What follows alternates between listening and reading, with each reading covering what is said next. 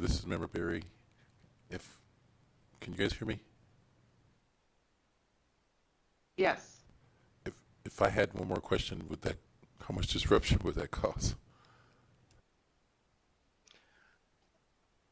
Yeah, we'd have to go back and do a closed session. Is this, pardon me? Yeah, is this something that you could call Director Hum and ask from staff for your own edification? I have a feeling it has to do, yeah, with Right. something that you mentioned before. Yeah. Right. So I would just want to get just clarification or confirmation. Clarification on Yeah. that? Yep. Okay, just give us a minute. Megan is up there if he wants to consult with Megan on the materials real quick, and then if he still has the question, we can close it again. Okay. Does that sound good? So we did Okay. look at it. This is Megan Distressy, and But we're in open. Yeah, we just so have we need to remember we're in clarify. open. Okay, did you want, we can take a recess, like a 5-minute recess, and have Mr. Ruiz. Yeah, we'll have to close it again. To waive it? Okay, do you want to put your microphone on? Go ahead and state it for the record. I don't mind it being open.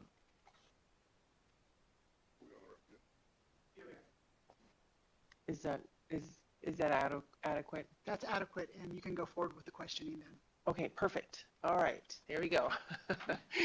Well, go ahead. Member Berry, go ahead and ask your question. Now we're all cleared. And thank you, Mr. Ruiz, for the willingness to open it so we can move forward. So, and going back to saying that you had only the one prior arrest in 2015, and have you ever been arrested in Pennsylvania? No, sir. And also I have an issue in California as well, where I've been pulled over by the police and they fingerprinted me. They asked me about addresses that I've never lived at. So this is the second time that this issue has arrived where I have arrests that I'm unaware of, that it wasn't me. So Pennsylvania and California, where I've been pulled over by state police and they fingerprinted me to make sure that I am who I say I am. And you've lived in Nevada since when? Since 2018. You would be able to confirm that? Yes, sir. All right. Thank you. Thank you. So in order to confirm that you mean that he's been living in Nevada since 2018? Yes, been a resident. I think probably going back to his previous statement about California, given the benefit of the doubt without any other confirmation, I'll just take him at his word in terms of living in Nevada. We may add a caveat to the motion just to show proof of residence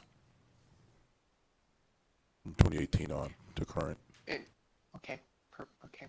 If you can show residency in Nevada from 2018 up until now. Okay. Okay, sounds good. Thank you. Thank you. Member Dredd, can I ask, would that be difficult to establish residency from 2018 on? I know I even might have a difficulty doing that. Well, I guess I'd do my payroll, but you've had difficulty with employment off and on, right? So will you be able to do that? I just don't want us to impose something and then you go back and have difficulty doing it and then not everything goes through. That is kind of difficult. Have you had a driver's license consistently the whole time? Yes. I think, but I don't know. You'd have to get the DMV records for the last 7 years. Okay. It could be established by a number of ways. He could provide, if you have like a rental agreement or home ownership through utilities. if you've paid taxes, if you have a tax return that would list your address, all those things would be acceptable forms of establishing your residency. Okay. Member Drat, And just- I'm sorry. Just Oh, a go ahead. correction, you can go from actually 2020, that would suffice. Member Drat, I'm sorry, Member Barry, can I want to further make sure he can establish this, because if he's had difficulty with employment, power bills may not be in his name, rental agreements might not be in his name.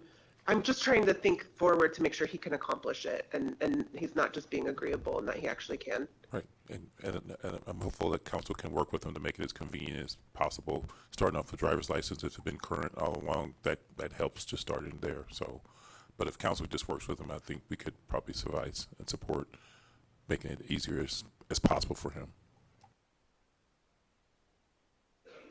Thank you. So would I have to get like my DMV printout for the last X amount of years, or? Anything that's going to show that you lived in Nevada in 2020 Okay, until now, okay, right? From 2020 until now, okay. so the last 5 years. Member Barry, again, as we look more through the paperwork, if we could, I would support temporary approval, given a time span to clear up some of the possible inaccurate information that we may have.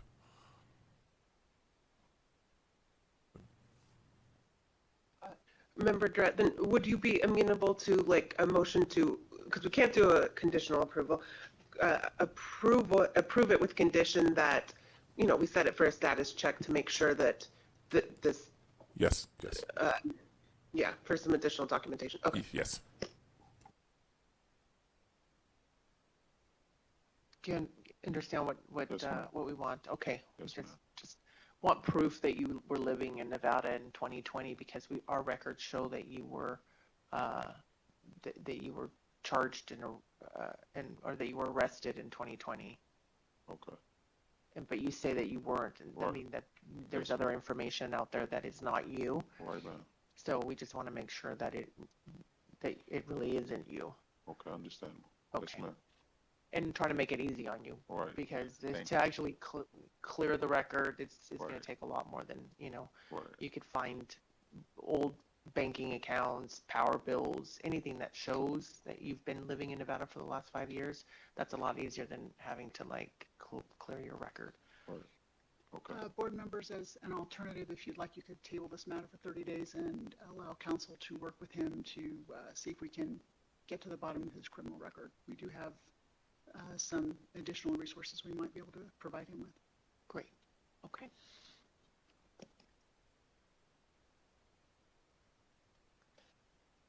Okay, Member Drat, hopefully this also incorporates Member Barry's concerns. Let me know if it doesn't.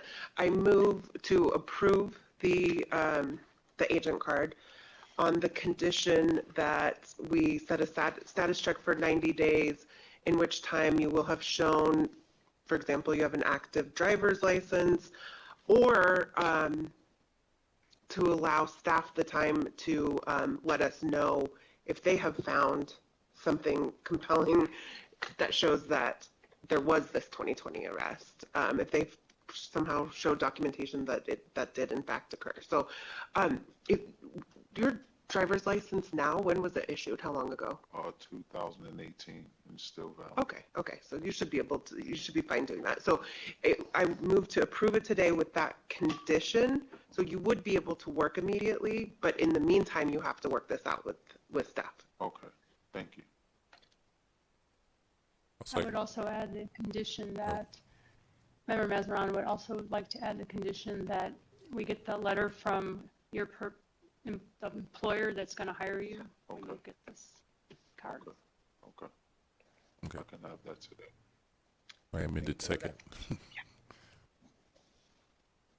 Okay, we have a first amended and a second.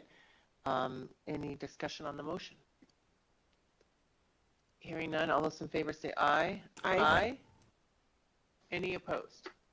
Okay, Motion carries. Thank you. Congratulations. Appreciate it. All right. Luck to you. Good luck. Thank you. Thank you, you too.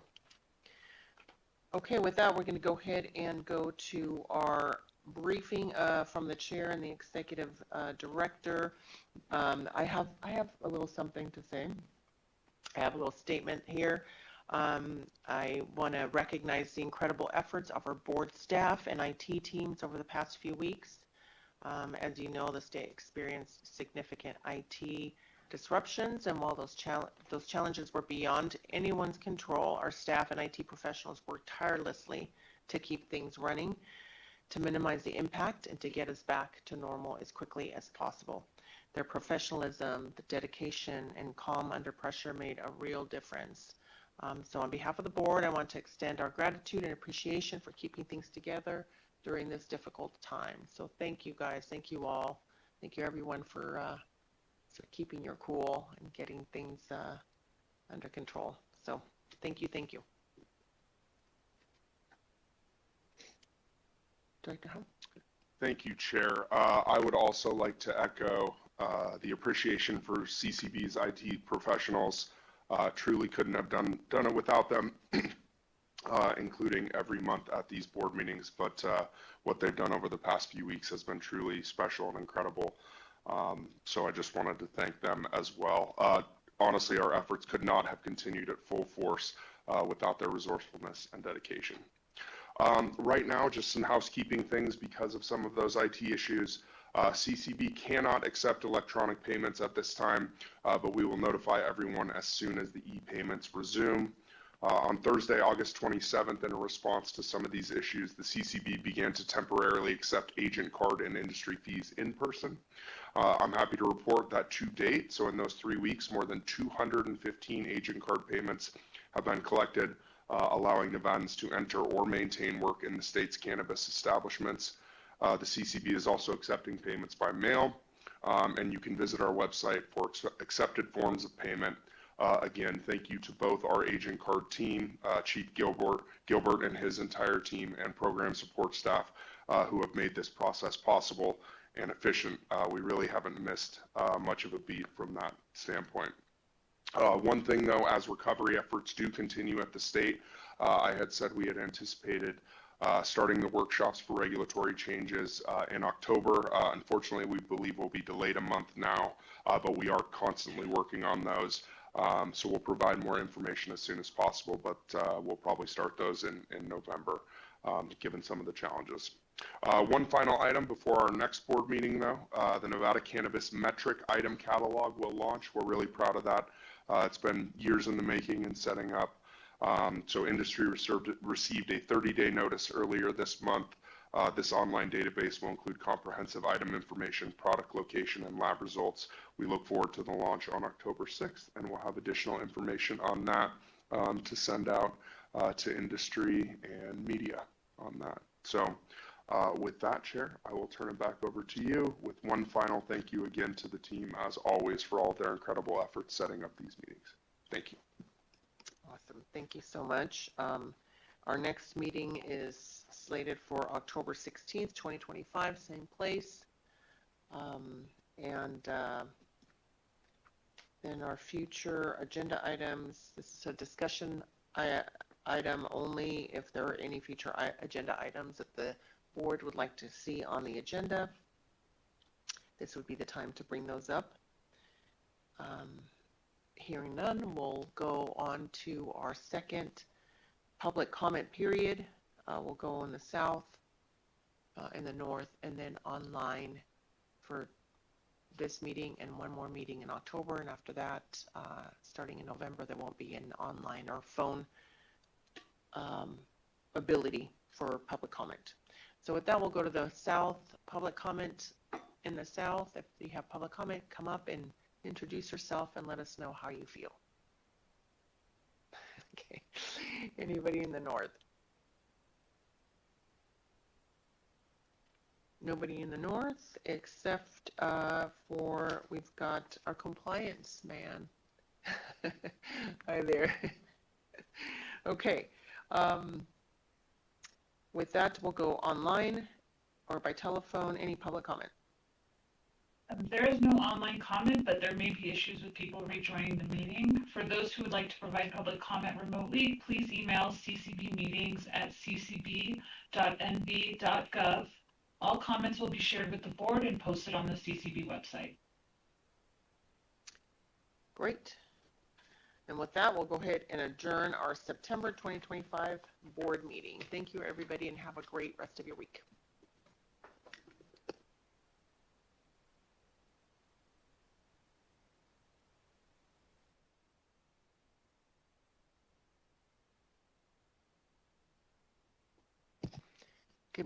Good morning, everyone. We're going to go ahead and get this meeting started for the September 18th board meeting of the Cannabis Compliance Board. Director Hum, if we could please call the meeting to, or have a roll call, please. Thank you, Chair. Vice Chair Direct? Yes. Member Merrick, who we know was absent today.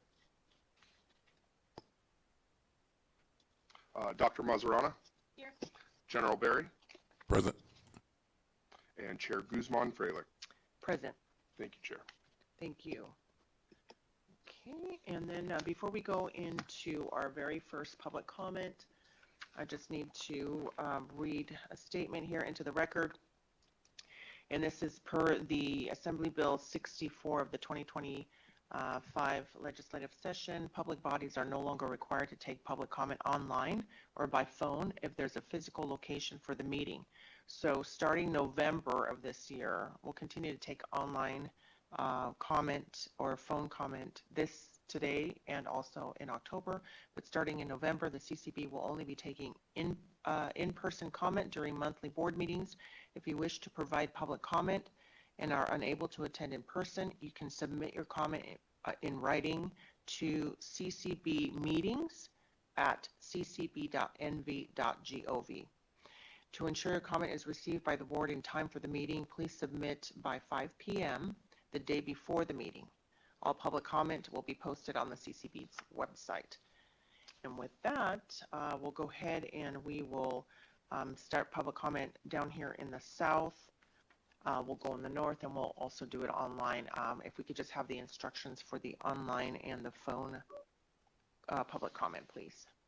To provide public comment via telephone, call 669-444-9171, followed by webinar ID 850-0429-6676. Thank you. And with that, we'll go ahead and have public comment in the south. Anybody wishing to provide public comment, go ahead and come up to the podium and state your name for the record. I don't see any public comment in the south. Is there any public comment in the north? Negative. Thank you. We'll go ahead and go online. Any public online or on public comment online or by phone? If you wish to provide public comment, dial *9 to raise your hand if joining by phone, or click the raise hand icon if joining via Zoom.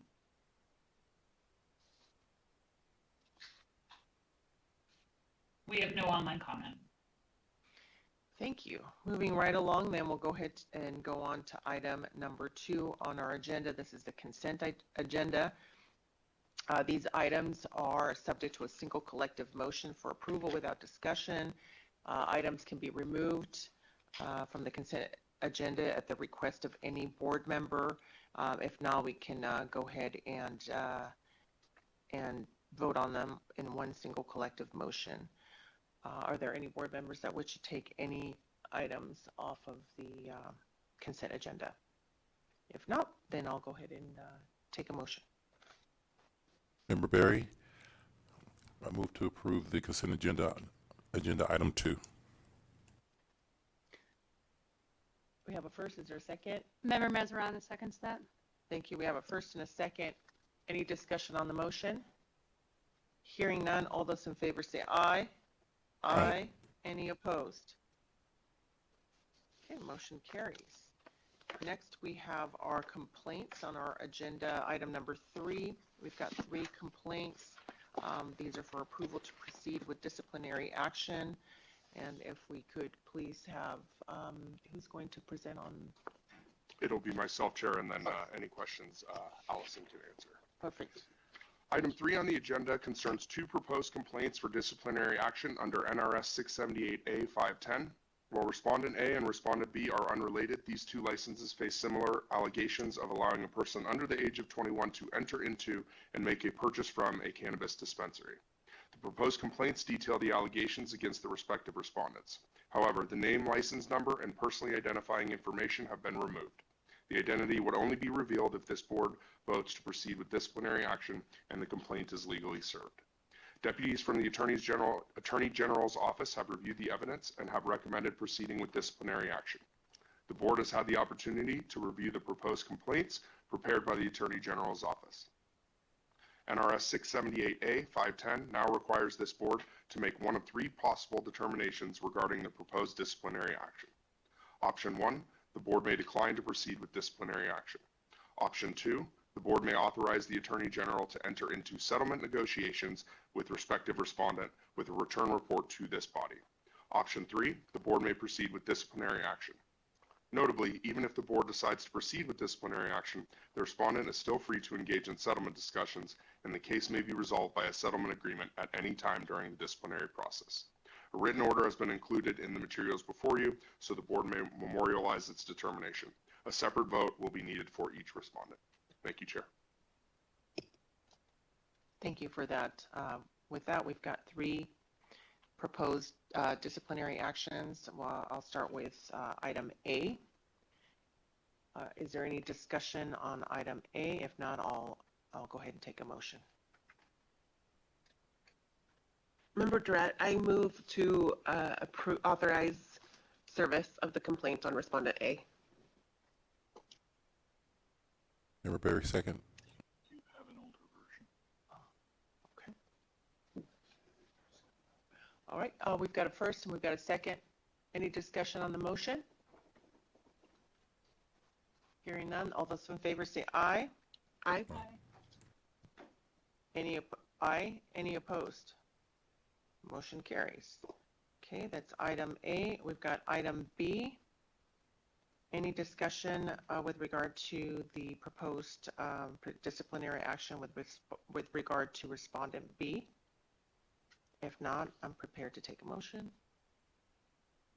Member Mazzarano moves to authorize the Executive Director and the Nevada Attorney General's Office to serve the complaint and proceed with disciplinary action against the respondent. Okay, is there a second? Member Berry, second. Thank you. We have a first and a second. Any discussion on the motion? Hearing none, all those in favor say aye. Aye.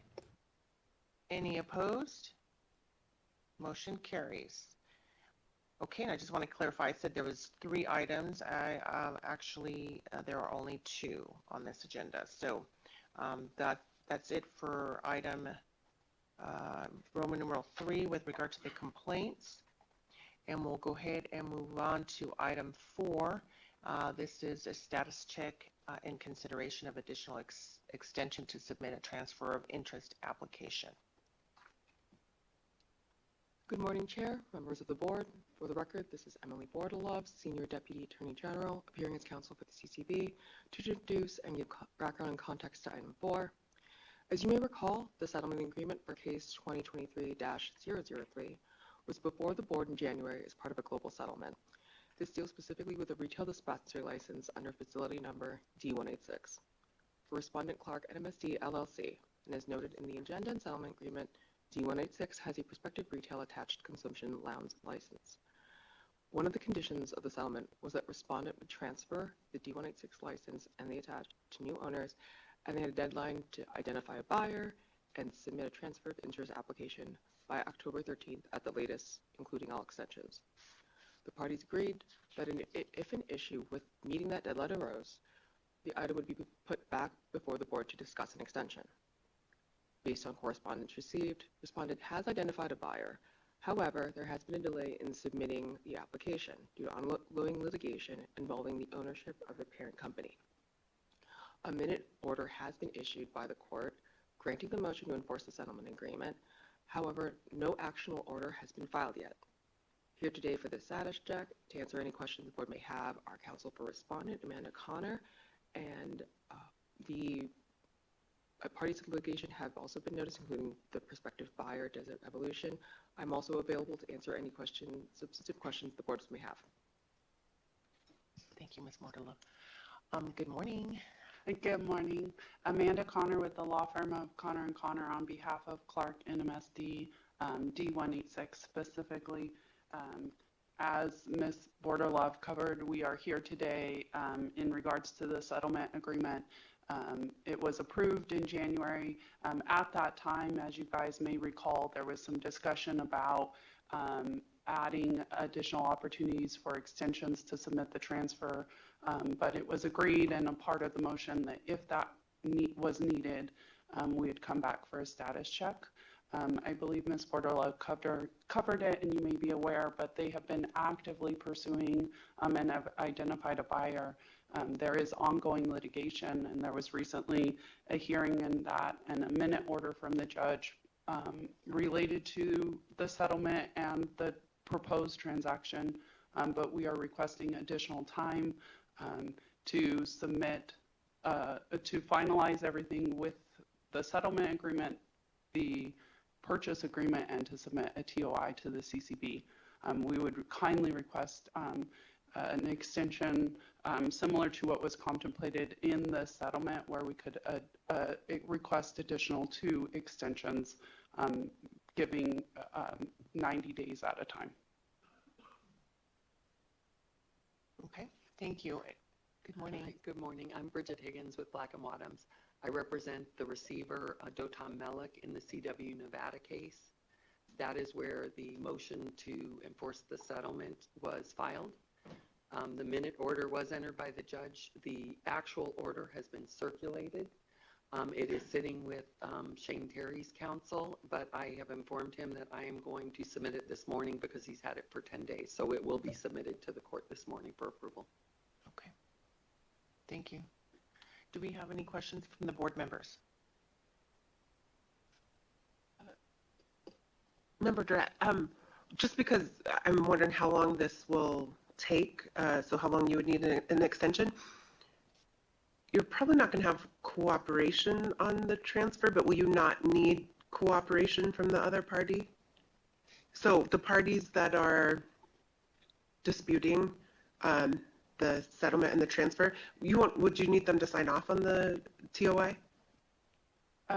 Amanda Connor, for the record, we would not need the signature on the transfer of interest documents, but the delay is that they do need to sign the settlement agreement or have a court order that enforces that settlement agreement before we can move forward with the transaction. But that, you just need an entry of the current order that's pending, right? Bridget Higgins, correct, Your Honor. Okay, thanks. Member Berry? Yes, Member Berry. Is the request for 2 90-day extensions or 1 90-day extension? Amanda Connor, for the record, at this time we would request an additional 2 90-day extensions. As I'm sure you guys can understand and appreciate, litigation can have a lot of unknowns and unexpected turns. So we are coming close to the current expiration, which is in October. This is the last time we could come before you before the current extension expires.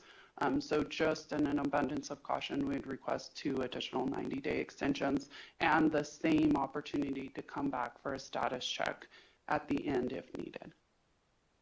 Thank you. Thank you. And just for clarification, would you come back for the status check after the first 90 days or after the second 90 days?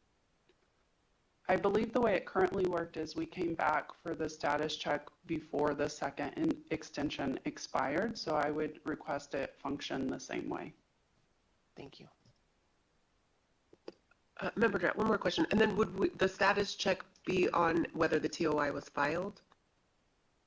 The status check, I believe, would be on whether, if a TOI is filed, I do not believe a status check would be needed. Staff could then just begin processing the TOI. But the status check would be if additional time is needed or to provide an update to the board on what has transpired since that time. Okay, thanks. Any additional questions?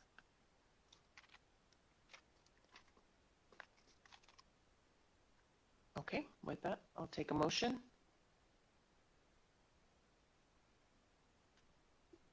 Member Drett, I move to approve agenda item 4.4, Clark NMSD's request for 2 90-day extensions with the anticipation that upon the expiration of that or prior to the expiration, we would hold a status check to ensure that the litigation has been wrapped up and the TOI has been filed.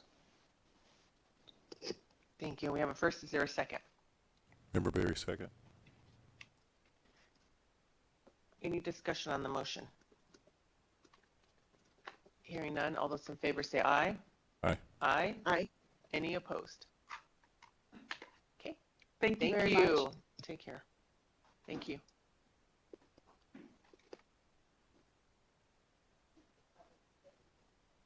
So with that, we'll go ahead and go on to item number 5. Item number 5 is the approvals for the consumption lounges. We have 2 on the agenda, A and B. We'll start with A. And Chief Staley, thank you. Chair Guzman-Frelick, members of the board, for the record, I'm David Staley, Division Chief of Investigations for the CCB. I'm here to present agenda item number 5, which consists of a request for approval of a conditional license for a retail attached consumption lounge and for an independent cannabis consumption lounge by a social equity applicant.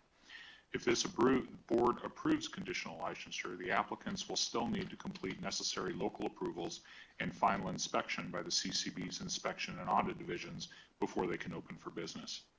Item A is a request for approval from TRNVP 098 LLC for a retail attached consumption lounge under application number ACON A22-00076. TRNVP 098 plans to open a consumption lounge in Las Vegas to focus on providing a safe and legal place to relax, enjoy, and learn about cannabis products along like-minded individuals.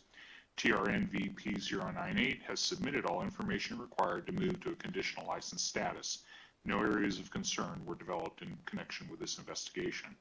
I'm available for any questions, and my understanding is that Shane Terry is available to address any questions you may have as well. With that, Chair Guzman-Frelick, I'll turn this item back to you. Great, thank you. And we have Mr. Terry here with us, or representative? Yes, I am. Good morning. Good morning. Okay, so we've got no areas of concern.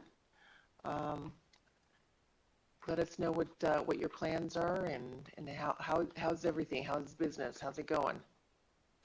I think I'm sure you're well aware it's been a challenging last couple of years in the industry, and but we're hanging in there. And I did want to clarify that this consumption lounge license isn't for Las Vegas. It's actually for Story County up in northern Nevada.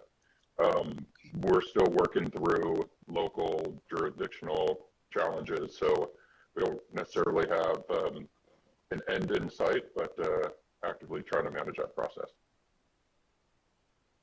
Okay, and in Story County, are you talking about Virginia City? Or are you talking about closer to the track? They haven't even developed it. I think there has been some resistance in Virginia City. TRAC seems to be the more favorable area for cannabis businesses to go. As you're probably aware, there's been an operating dispensary there for a while. So I would guess that most likely it's going to go through TRAC, but we haven't gone through that local process yet. Okay. Just one moment, please.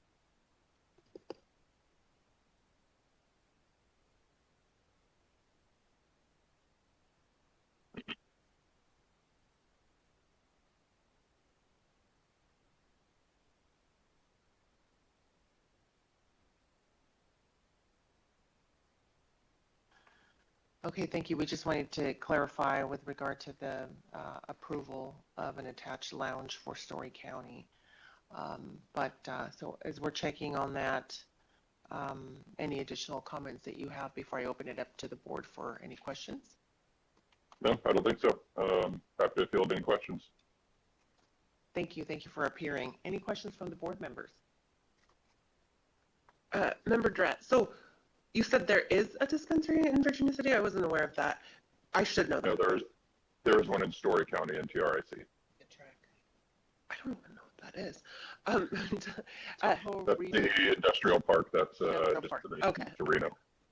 Okay, I'm from up there, but that's been developed since I left. So nowhere does the dispensary belong more than Virginia City. It's such a weird place. They need the dispensary. Okay, thank you. And I agree with you. If we could get that across the finish line, I think it'd be a perfect fit.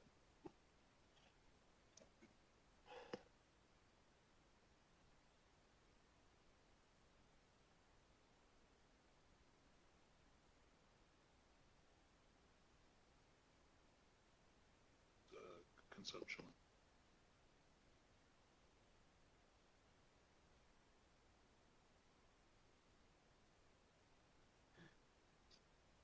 So, Mr. Terry, we need to clarify because our records show that we only approved an attached lounge for Washoe County,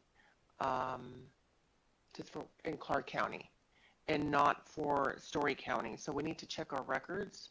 We're going to have to push this off to October, most likely. Correct? What's your understanding as far as the attached lounge being granted to you for Story County? I know that was the county that we specifically applied for. We actually don't even have any dispensaries in Las Vegas. We only have the one in Story and a few other Northern Nevada jurisdictions. So I know at the time when we applied, they hadn't worked anything. We were still working through some of the dispensary challenges and zoning regulations, and I don't think that's progressed all that much on the local level. So just to be transparent, we've identified a few locations that we think would be suitable for us, but until the zoning regulations are relaxed, we're probably not going to be able to move forward with them. Okay, so we have some time. That's correct, yes. There's not a rush on our side. Okay, all right. And there's Story County, so do we know if there are any changes going to happen with regard to the on the political scene that might change? That might change too, but that's not for every year. I'm not really sure. As far as if you're asking if there's county commissioners that would term out, I don't have that turnover schedule available, but I think our first priority, because it's attached lounge, has certainly been to focus on the dispensary side. And once we're able to get moving forward on the dispensary and secure some usable land there, then obviously I think that would put us in a much better position to have that conversation with the local regulators. And we just figured until that happens, there wasn't much point in stirring up any, I wouldn't say controversy, but any discussion around it if we knew that we still had a pretty important first hurdle to pass. Okay, well, let us check our records and make sure that we have everything that we need. I know we do have other items that you have on our agenda, so just hang tight and we'll be back. Okay? Thank you. Thank you.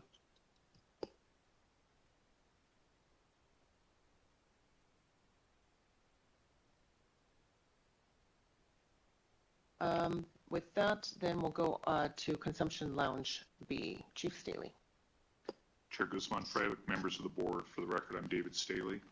Item B is request for approval from Anacol LLC for a social equity independent consumption lounge under application number ACON A22-00090.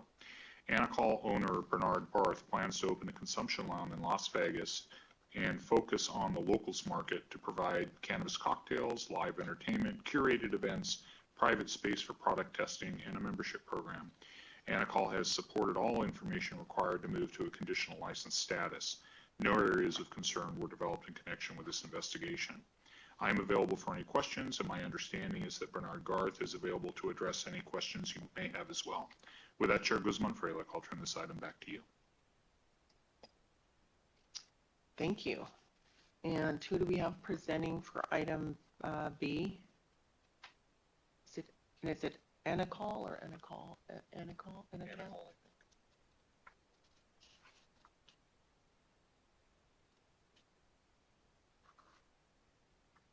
don't think we have anybody presenting. Oh, wait, okay, good. Otherwise, we would have just trailed it. Good morning.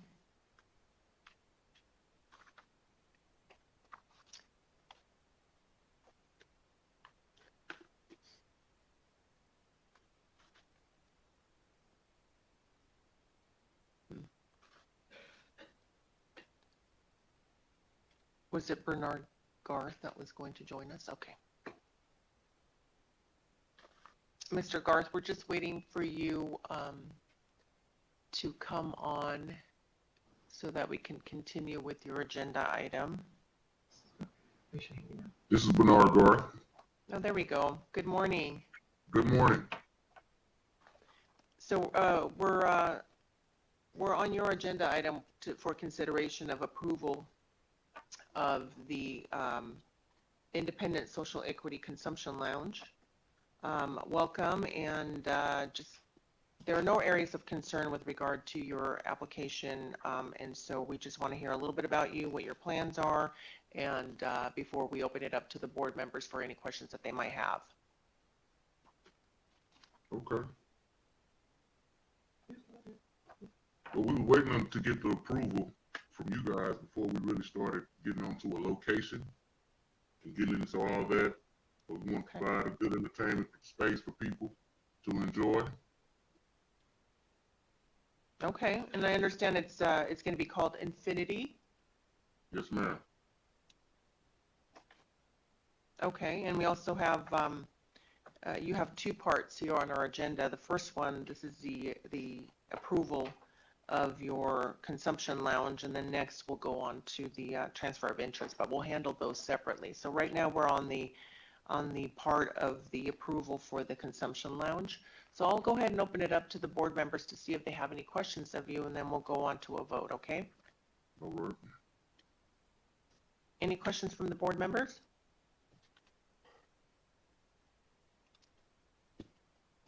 Member Durrett, I'm just wondering, have you been in touch with other consumption lounge license holders? Because I think Vegas and the cannabis world is a small community, and there have been a lot of growing pains in this area, and so I'm just hoping you're in touch with other people to help get guidance and know, you know, where the pitfalls lie. Yes, ma'am. We've been in touch with other people trying to see what's going on and, like I said, the pitfalls of it. And we know it's a difficult process, but we're prepared. Yeah, like specifically, we had one that opened, and I think they had a lot of capital behind them, and then they weren't able to make it work. But I know in Colorado, there's one that's really popular that is able to make it work. So I think just that's great that you're you know, gathering all that information and being very aware of how tough a business that is. Yes, ma'am. We know it's a difficult process for sure.